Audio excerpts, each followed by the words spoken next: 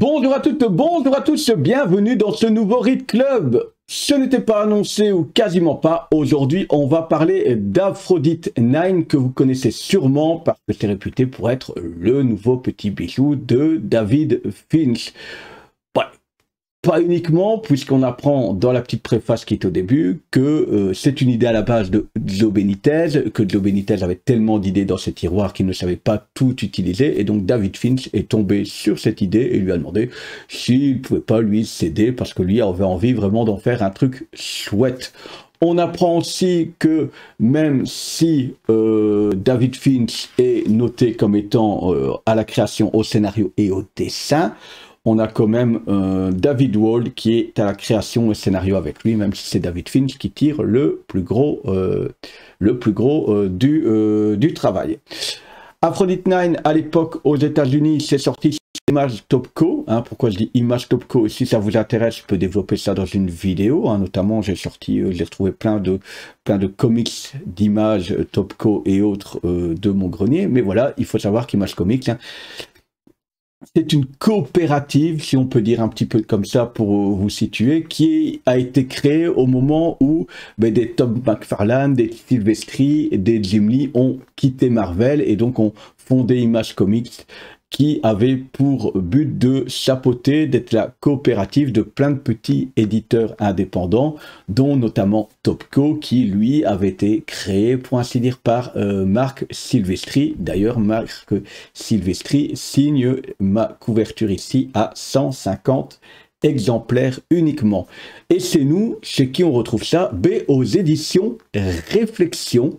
D'ailleurs, ça, du coup, c'est une couverture unique à leur site, 150 exemplaires, il en restait encore quand moi j'ai été voir. Les éditions Réflexion, je les ai rencontrées au festival Valambule, festival de BD de Valenciennes. Je connaissais via d'autres youtubeurs généralement français, et je ne trouvais pas spécialement ça chez moi en Belgique.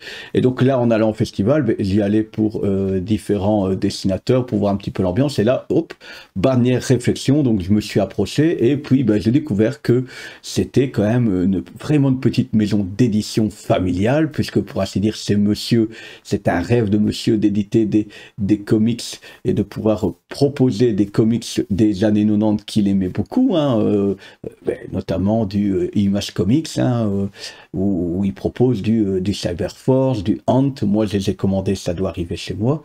Et du Aphrodite 9, il propose aussi du Judge Dredd, il propose de l'édition cartonnée, mais aussi du sous. Voilà, c'était un rêve de gosse, et puis ça s'est mis en place, et donc il rentre en contact avec les maisons d'édition américaines, etc.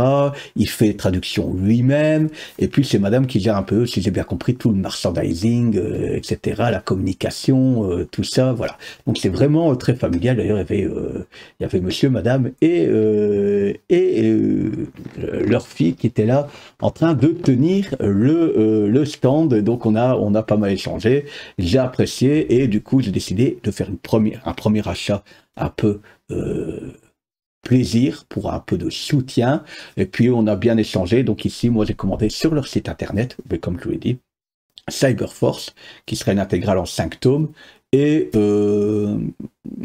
Ant, qui est une intégrale en 2 tomes, qui faisait partie de l'univers de Spawn. Voilà un petit peu le décor. Alors combien ça coûte, et je mettrai en descriptif, comme ça vous le savez, tous les liens vers leur site et vers là où se trouve Aphrodite 9, et si encore moyen, cette couverture là. Voilà, ça fait plaisir de faire plaisir aux petits éditeurs. Alors combien ça coûte? J'en ai eu pour entre 17 et 18 euros, je dirais 17,50 pour cette couverture-ci. Donc c'est pas parce que c'est une couverture à 150 exemplaires que ça coûte plus cher, non, pas du tout. c'est le même prix. Alors, vous allez me dire, il y a les 5 issues d'Aphrodite Nine. Hein, c'est une histoire qui maintenant, si ça vous plaît, ben, il y aura Aphrodite Nine Rebirth, le deuxième tome est sorti ou va sortir. Donc en tout cas, voilà, il y a 5 issues. Alors, on me dit pour 17 €, 5 issues. Ben, je vous avoue que je préfère donner 5 € à un petit 17 € à un petit éditeur que d'aller donner 17 € à un tout gros éditeur. Au niveau du format, on est juste un peu plus petit. Regardez, je vous prends Superman Infinite. On a juste un petit bord là en plus, mais voilà. Ça reste très lisible et de très bonne facture. Alors, au dessin, je vous l'ai dit, qu'est-ce que ça raconte Aphrodite Nine? Je ne vais pas vous en dire beaucoup plus. C'est simplement Aphrodite est une tueuse à gages qui a une particularité à chaque fois qu'elle a terminé un contrat et l'oublie. Elle perd la mémoire et donc elle doit se réapproprier qui elle est, etc. après chaque contrat. Alors forcément, il faut que ça se débloque à un moment donné. Donc dans ses rêves, là, elle se rend compte... Enfin, dans ses rêves, elle a des souvenirs qui sont des fragments de ses mémoires précédentes. Et donc tout le jeu va être de savoir qui sont réellement ses amis, ses ennemis, qui le commandite ses différents meurtres, combien de personnes a tué, etc. Donc voilà un petit peu l'ambiance. Au niveau du dessin, on est très début des années 90. Hein, si vous connaissez du Witchblade, du Darkness, etc., on est là-dedans. C'est une époque, c'est des comics qui ne sont pas à mettre entre les mains de tout le monde. Hein. Voilà, c'est sexy. À l'intérieur, vous avez d'autres couvertures. Hein, celle-là, notamment de Finch. On a des pleines pages. Quand je vous dis, voilà, c'est l'époque. Hein, si vous avez lu du Witchblade, si vous avez lu du Darkness, même du Gen 13, Gen 13, c'est vraiment excellent. Il y a vraiment de superbes choses. Hein. C'est un pur régal si vous êtes fan des années 90. Il y a de l'action débridée, c'est vraiment top. En termes de scénario, qu'est-ce que ça vaut? Je trouve, moi j'aime bien. On est dans le scénario de l'époque des début des années 90, hein, jusqu'à fin des 2000. On ne se prend pas la tête. On y va, ça part, on a une idée, on la développe. Dans l'issue suivant, on récupère les balles qu'on a lancées et on jongle comme ça avec les balles et on sent qu'on n'est pas sur un récit qui a été pensé par quelqu'un qui va rester sur une série pendant 10 ans. Pas du tout. Et c'est ça qui est gai, c'est non prise de tête. C'est pas con pour ça, hein. C'est un scénario qui se tient vraiment bien. Ça pourrait être un film, hein, sans souci, mais voilà, on y va franchement et c'est vraiment ça que j'ai adoré dans ce Aphrodite Nine. Ça m'a pris une bouffée, ça m'a... voilà. C'est dépaysant dans le flux actuel, à tel point que j'ai été refaire là justement, je vous disais, dans ma cave, retrouver quelques petites revues à l'époque où Image était diffusée par CMX, hein, notamment avec White Cat, du Darkness, du Witchblade, etc. Ça m'a donné envie de relire tout ça et de me replonger dans tout ça, dont le pourquoi j'ai commenté Cyberforce et Ant.